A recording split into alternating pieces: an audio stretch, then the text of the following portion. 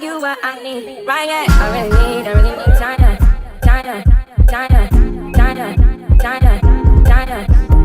I really need China. Y'all, the tea is hot. Let's read what Mr. Morrissey's wife had to say. She said, I'm going to start off easy on your ass. In 2015, 3 months after having our first son, Joe was messing with this girl named Ashley. He asked her for pics from this chick and lied saying he only had 2 older daughters. After being confronted, I thought it ended only to find out he was still messing with her months later. Also in 2016, anyone that has had multiple kids vaginally knows the recovery is more difficult each time. Any doctor will tell you 6-week minimum for recovery. Joe didn't care. Not even a week after giving birth, I was forced out the house with my newborn baby to be present at his mayoral announcement, a race that he didn't win. Google photos. You'll clearly see the fluid hadn't even left my face. And then in 2016, pregnant with our daughter, I was considered a high-risk pregnancy due to the multiple visits to stop labor from the stress of dealing with Joe and his numerous affairs. Knowing this, you would think a man would have the decency at least chill out, right?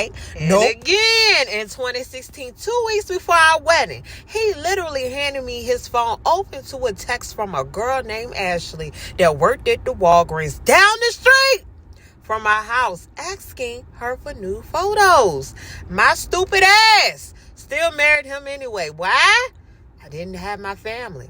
I didn't speak to my father or my sisters, and the whole time they were doing nothing but trying to get me to open my eyes. And again in 2016, if you live in the Richmond area, you should know about the very public situations regarding his client, Kanika, where she came out publicly showing receipts that he had made sexual advances to her. Google it.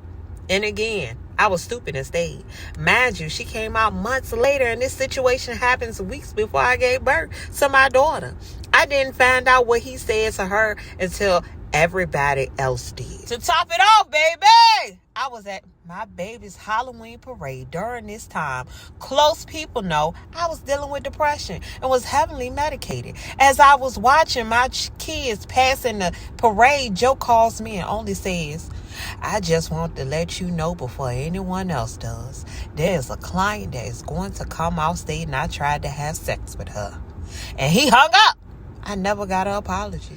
In December of 2017, I was pregnant with my youngest son. A month before my due date, we were vacationing in NY.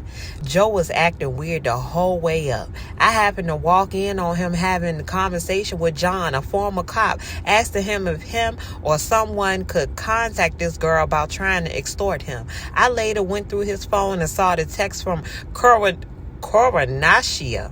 Lord, that name terrible. Or something like that, stating if he didn't give her $52,000, she was going to leak their text to me and then the media. Joe was representing her stepdad in Louisiana County, Kelly Clark. A week after the girl PM'd the screenshots, Joe asked to get pics and she sent him pics of lingerie and asked him to come to her cabin in Louisa. I confronted Joe. Instead of handling it, I was bum rushing in his office by Joe, the girl, and her mother. For what reason we were all meeting, I don't know. Girl had a nerve to try to get smart and was trying to fuck my husband. I laughed as I typed this because the audacity of these hoes is hilarious. Oh no, honey, it doesn't end there. In the beginning of 2018, I went to a doc visit. Called Joe to let him know I was told my cervix was open and that they wanted me to at least make it to another week. I guess the guiltiness set in, so he informed me that I need to be tested for an STD. I'm not going to say which STD. Too embarrassing. He only told me because it threatened me giving birth vaginally. I go back to the doctor, get tested, and was told they would put a rush on my test, and the latest the results would be back is in 2 days. To be proactive, my doctor prescribed antibiotics anyway. I went into labor 2 days later. By the grace of God, I was able to deliver naturally after my baby was sunny side up and pushed for 2 hours. The next day I was told my test was positive. Damn!